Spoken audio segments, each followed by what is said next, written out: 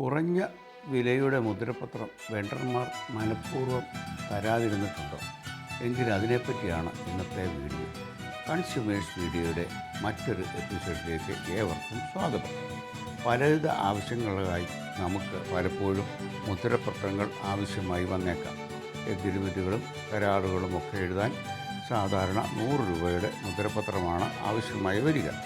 100 രൂപയുടെ മുദ്രപത്രത്തിനായി വെണ്ടറെ സമീപിക്കുകയും കുറഞ്ഞ വിലയുടെ മുദ്രപത്രം ഉണ്ടായിട്ടും കുറഞ്ഞ വിലയുടെ മുദ്രപത്രം മനഃപൂർവ്വം തരാതിരിക്കുന്നു എന്ന് നിങ്ങൾക്ക് തോന്നിയിട്ടുണ്ട്. വില കൂടിയ പത്രം വാങ്ങേണ്ട അവസ്ഥ നിങ്ങൾക്ക് ചിലപ്പോഴെങ്കിലും ഉണ്ടായിട്ടുണ്ടോ?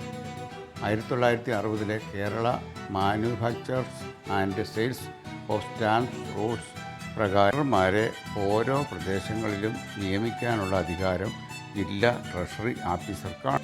റൂൾ 38 പ്രകാരം ഫോം 2 സ്റ്റാമ്പ് വെണ്ടർമാർ സർക്കാരുമായി ഒരു കരാറിൽ ഏർപ്പെടുന്നുണ്ട്.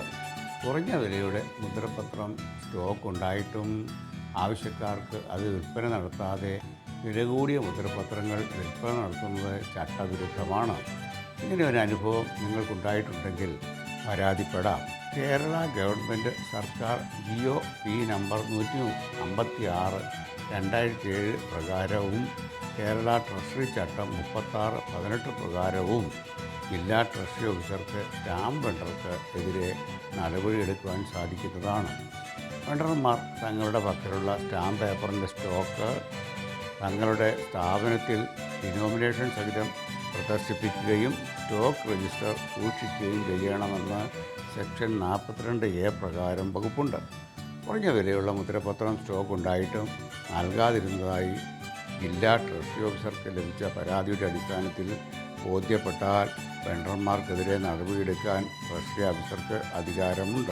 സ്റ്റാമ്പ് വെണ്ടർമാർ തങ്ങളുടെ പേര്, ലൈസൻസ് എന്നിവ എഴുതിയ ബോർഡ് പ്രദർശിപ്പിക്കണമെന്നും ചട്ടം ശുപാർശ ചെയ്യുന്നുണ്ട്.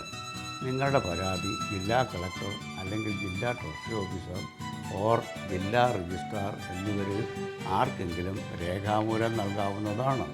പരാതി ശരിയാണെന്ന് ബോധ്യപ്പെട്ടാൽ വെണ്ടറുടെ ലൈസൻസ് ക്യാൻസൽ ചെയ്യാനും വകുപ്പുകളുണ്ട്.